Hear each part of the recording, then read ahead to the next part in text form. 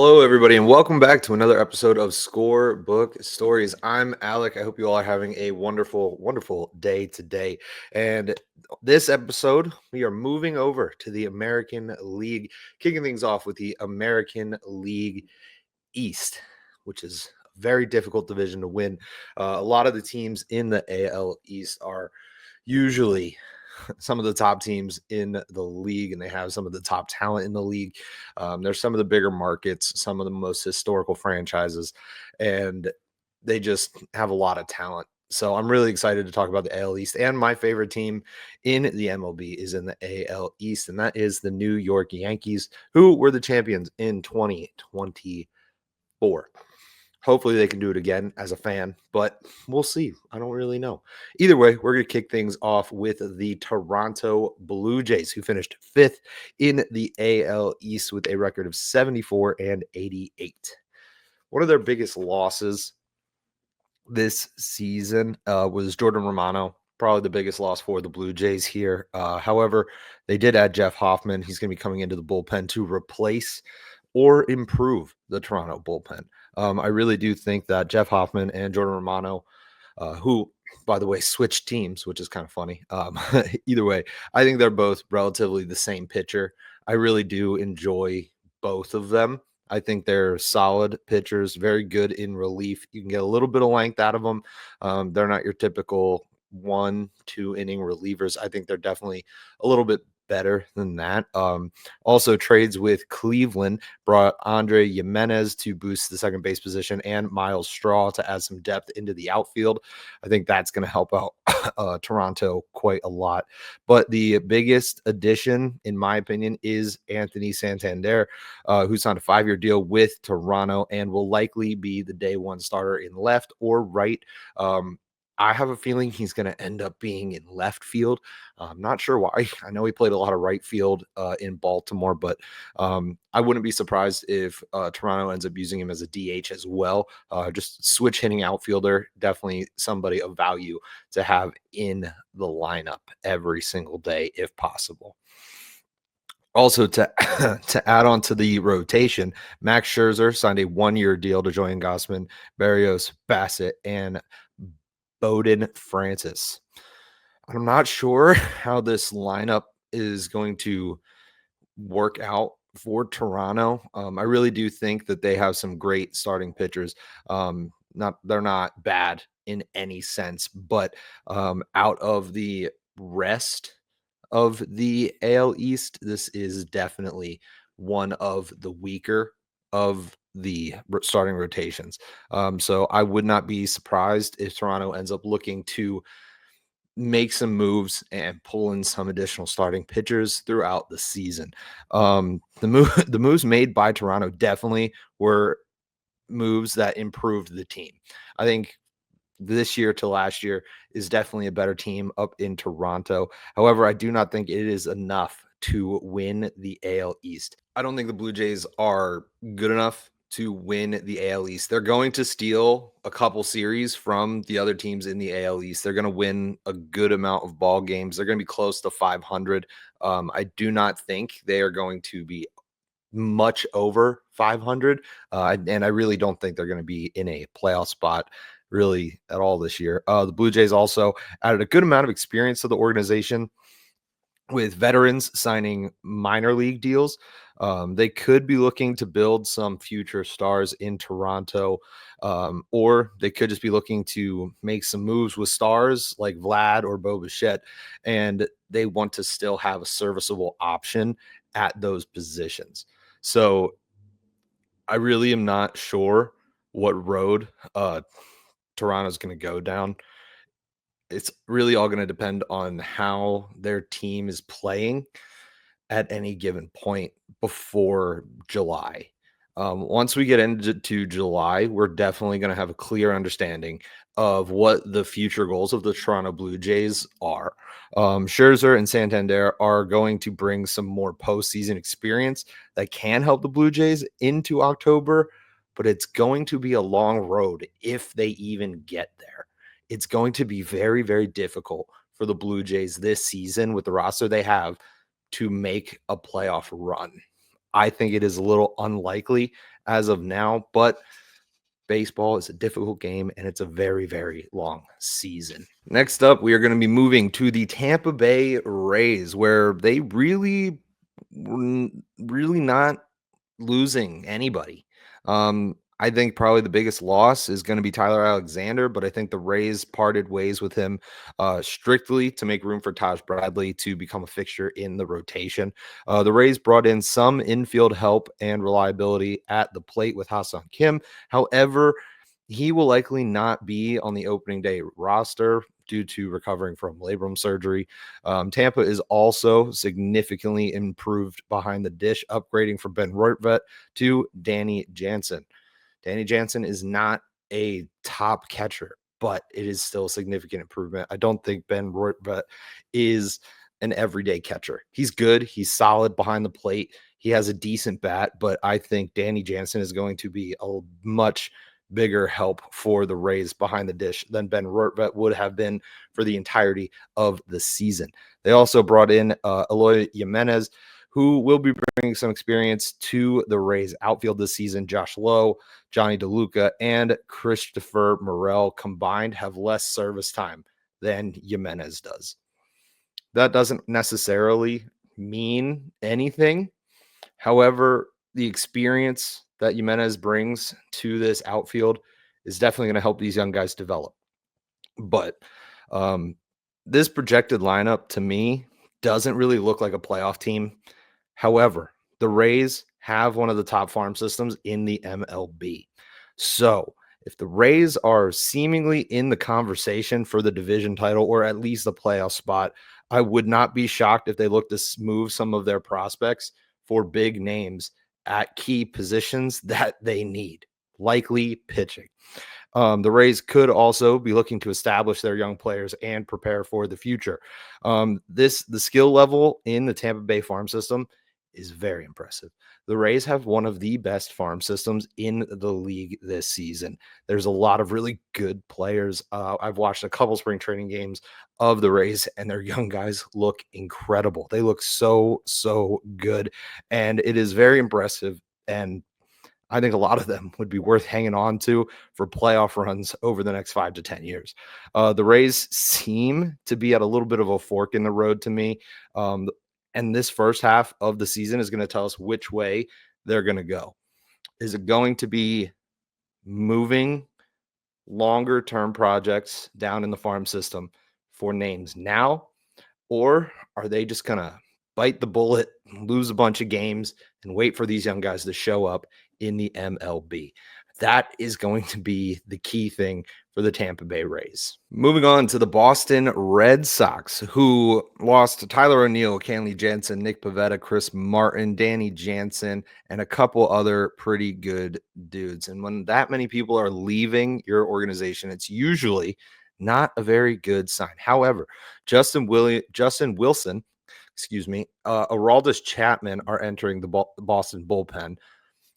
Solid guys. They're going to get you 3 outs and then they're going to sit down. They're good pitchers. Patrick Sandoval and Walker Buehler will be joining the rotation via free agency, with Garrett Crochet joining after a trade with the White Sox.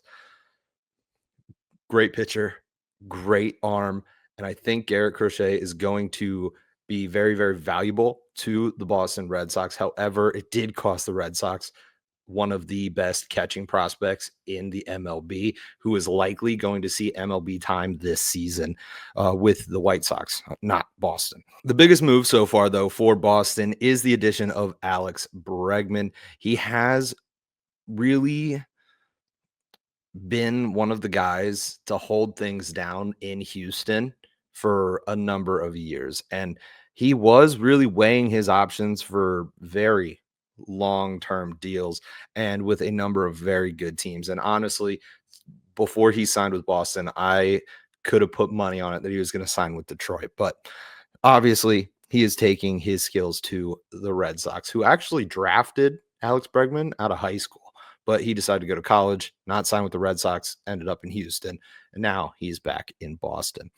So With the rotation improvements, bullpen help, and Alex Bregman, I think the Red Sox are definitely poised for an over 800 season. I think the Red Sox are going to do a lot better than they did last year. But the question I have right now, and it's not a glaring question that's going to affect this ball club in any real manner, and I just don't know where Bregman's going to end up playing.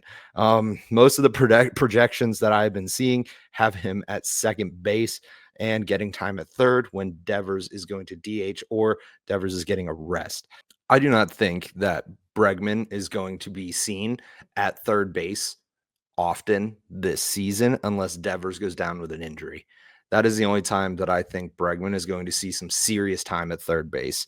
Other than that, this Red Sox team is better, but still has got some holes.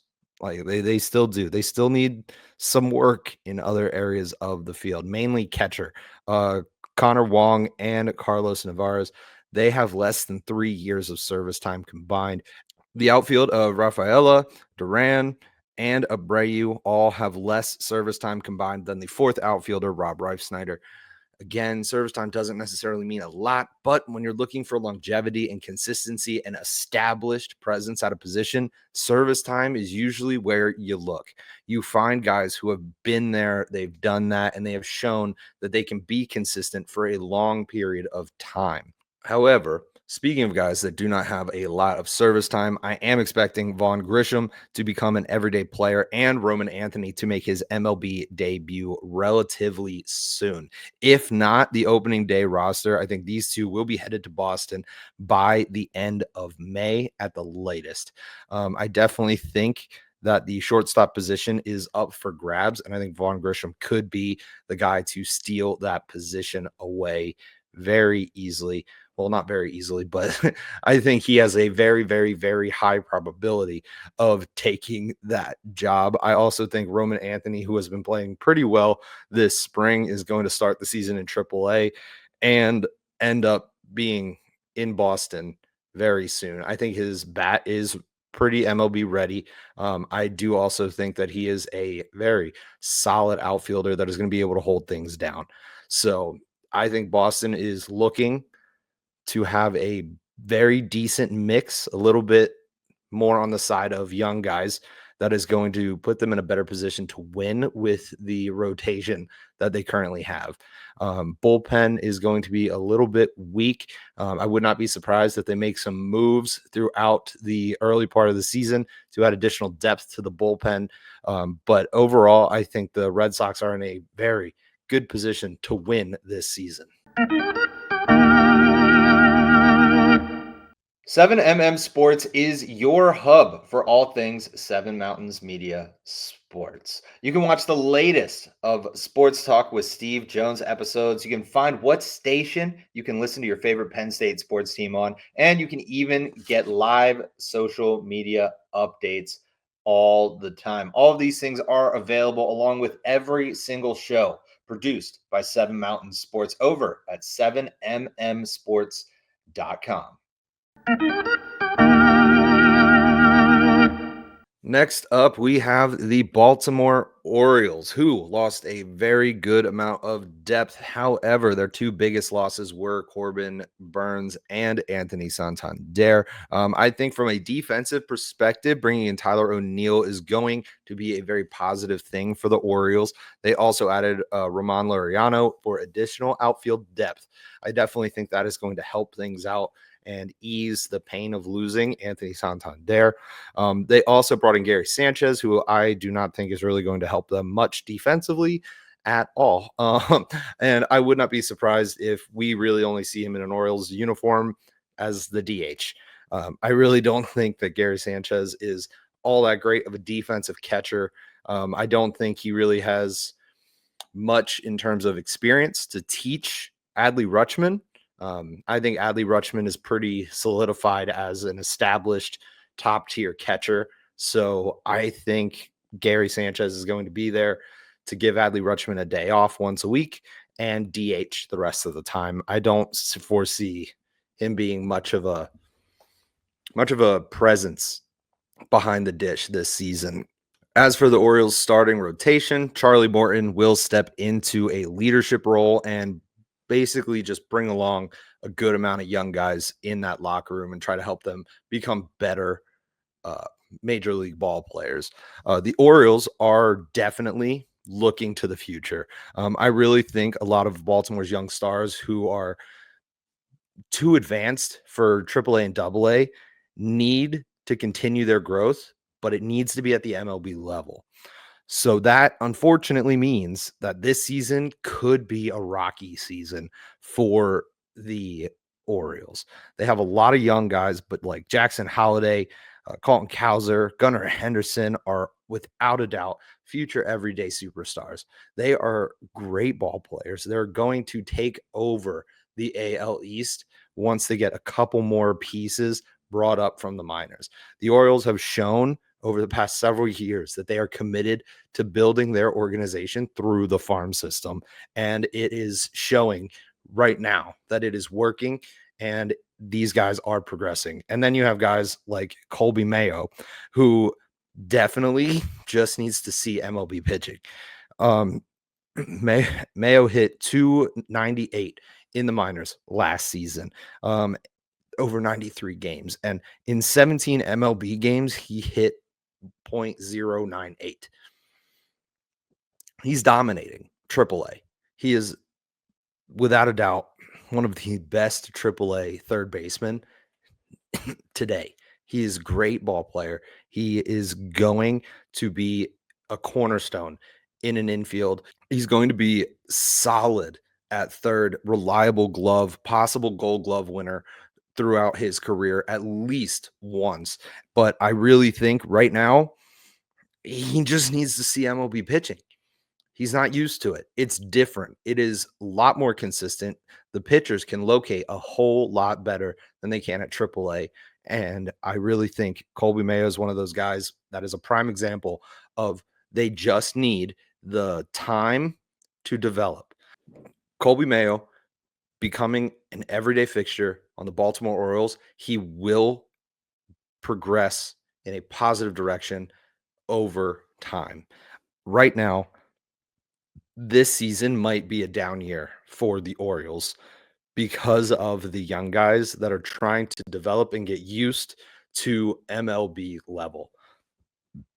I do not think that the Orioles are going to make a lot of crazy moves because of the commitment they have made to their farm system, the commitment they have made to these young ball players to build around them and build through them. So I really do not think, unless there is some major injury, the Orioles are going to do anything crazy when it comes to trading throughout the regular season.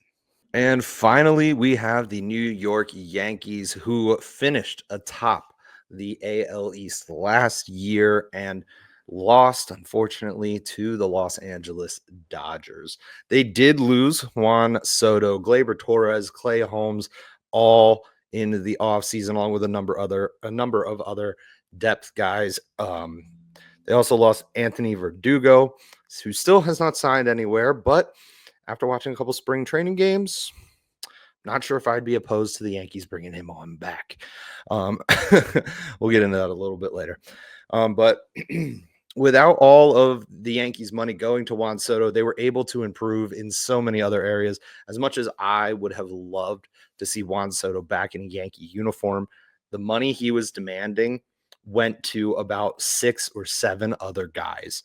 And I think for the Yankees, when it comes to their offseason overview, it made them more successful. They were able to sign Max Fried to join the rotation with Cole, Rodon, Schmidt, Stroman, and Heel. I think he's going to fit in perfectly with that rotation.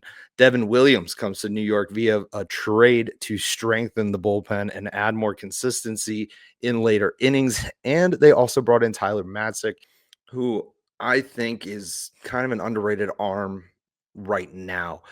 He's shown that he can be a very reliable reliever. And I think based on what he has shown so far throughout the spring and clips I've seen of him throwing bullpens, he's just going to be adding straight up depth to the bullpen. It's not going to be anything fancy. He's going to get you strikeouts. He's going to throw ground balls, and he's going to just keep the game moving.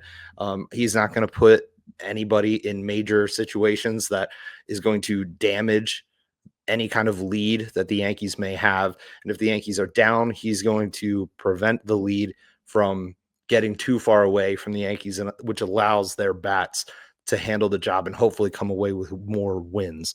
So I do not think that he's going to be adding anything really fancy in New York. I think he's just there to improve the bullpen and add a little bit more depth and reliability.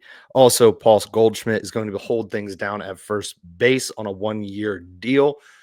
I think Goldschmidt is just about done with his MLB career. He is still very good. He is very reliable defensively, and he still gets on base, and he's got a little bit of pop. And who knows? Maybe he ends up performing very, very well, and the Yankees bring him back for one more year after this if he's still interested in playing ball. I have a feeling that he could retire any season now. I honestly think that this 1-year deal to me signals that the Yankees have their eye on somebody in this upcoming offseason, the 2025 offseason going into 2026 season. That is what I'm thinking when it comes to this Goldschmidt deal. I don't think the Yankees view him as a long-term option. And as he was going into free agency, I'm sure he wasn't considering being a long-term option just based on his age. But overall, I do like this move, and I think it is going to give some reliability and consistency with who is going to be standing at first base. So, with the Yankees using a lot of their money set aside for Juan Soto to improve all other aspects of their game, I still have one question. Who is going to be playing third base for the New York Yankees? I don't know. Right now, the Yankees have DJ LeMahieu, who is now injured. That injury happened sometime last week. I don't know the exact date off the top of my head, but he's now injured. Oswaldo Cabrera, who is a solid utility guy, and Oswald Peraza. They also have him as well, who can play third base.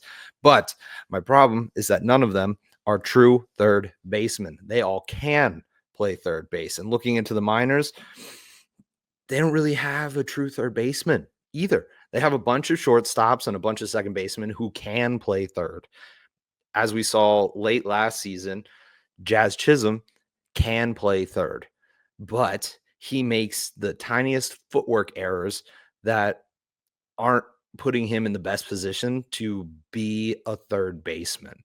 I really think that the Yankees need to, in some way, shape, or form, find a true third baseman.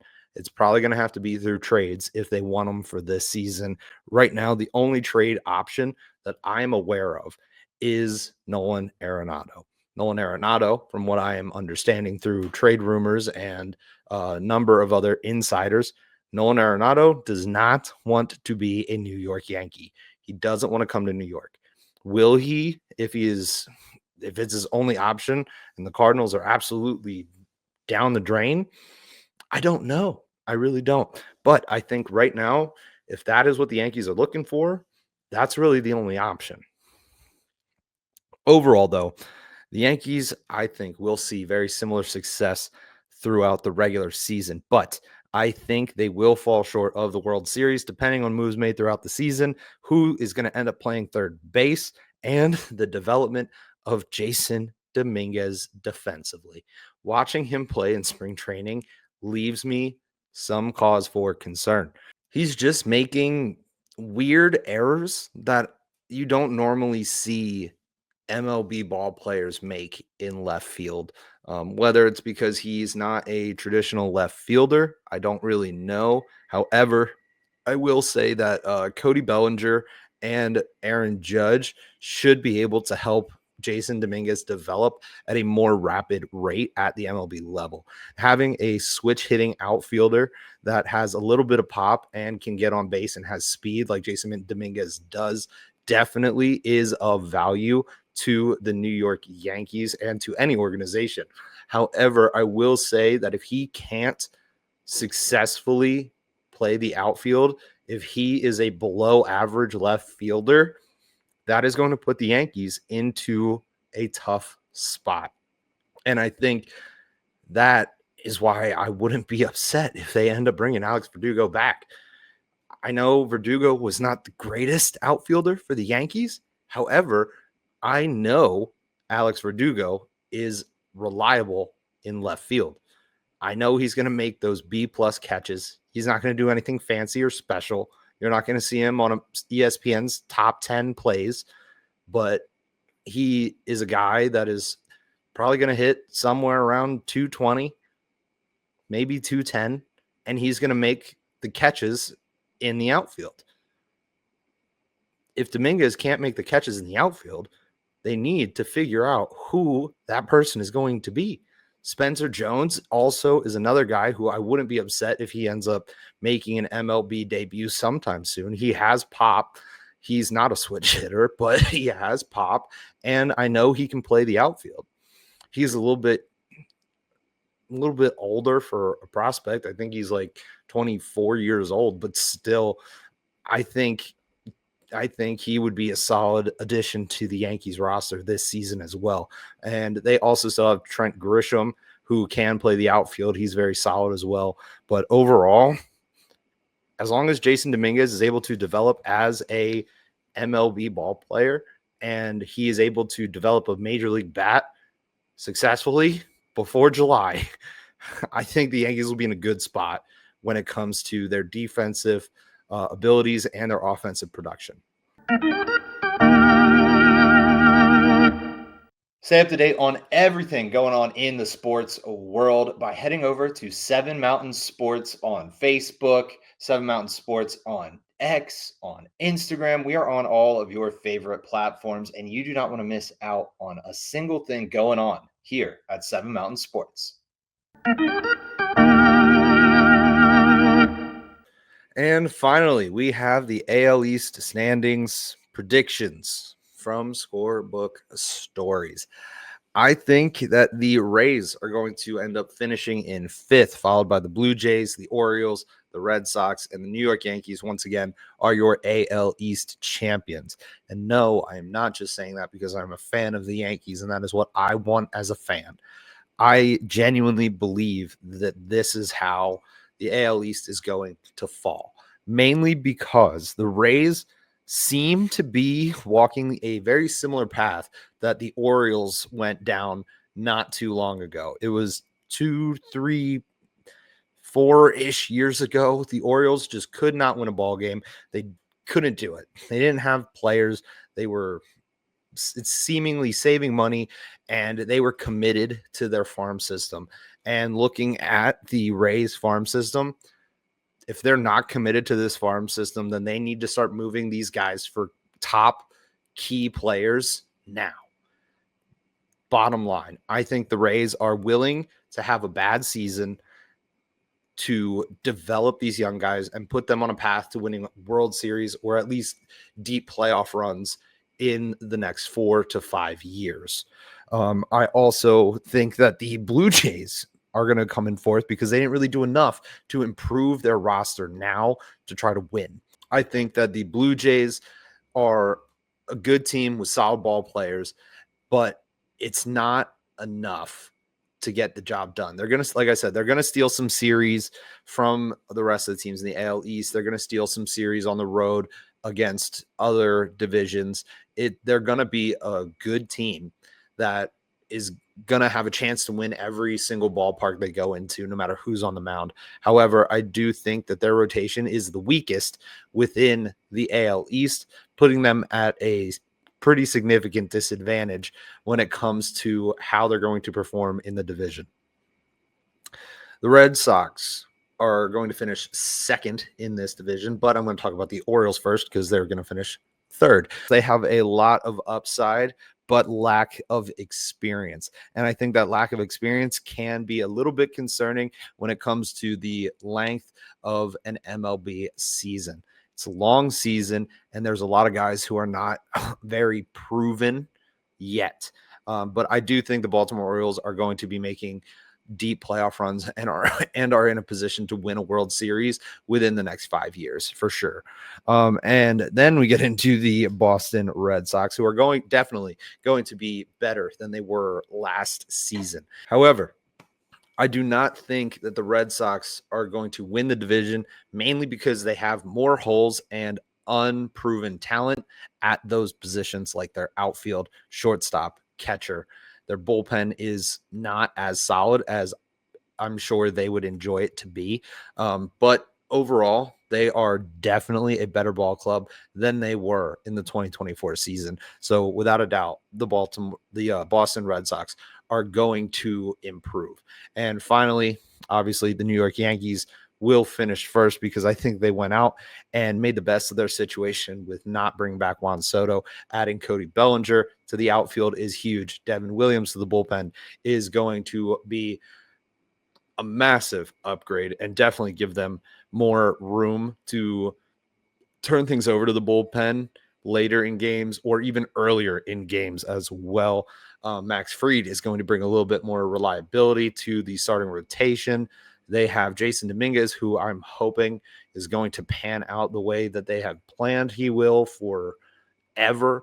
But as long as they can figure out who's going to be their everyday third baseman, I do not see this Yankees team having as many holes and as many question marks at positions compared to the rest of this division. That is the sole reason I think the Yankees are going to be able to come out on top and get the win and get the division title. But again, it's a long season and I cannot wait.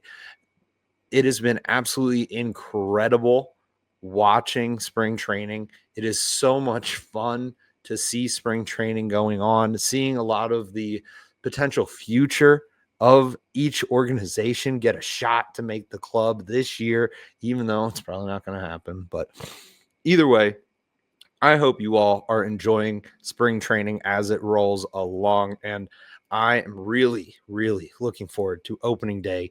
We are so close to opening day, and I can't wait. But either way, if you enjoyed this episode, make sure you be a friend, tell a friend, and let everyone know what's going on here at Scorebook Stories. Follow us on all social media platforms at 7MM Sports on X, Instagram, Facebook. Stay up to date with everything going on. And you can even watch all of the episodes of Scorebook Stories. You can watch Sports Talk with Steve Jones. You can watch 7 Mountain Sports on demand, all on our YouTube page as well. Thank you so much for hanging out with me here on Scorebook Stories. Next week, we will be diving into the American League Central.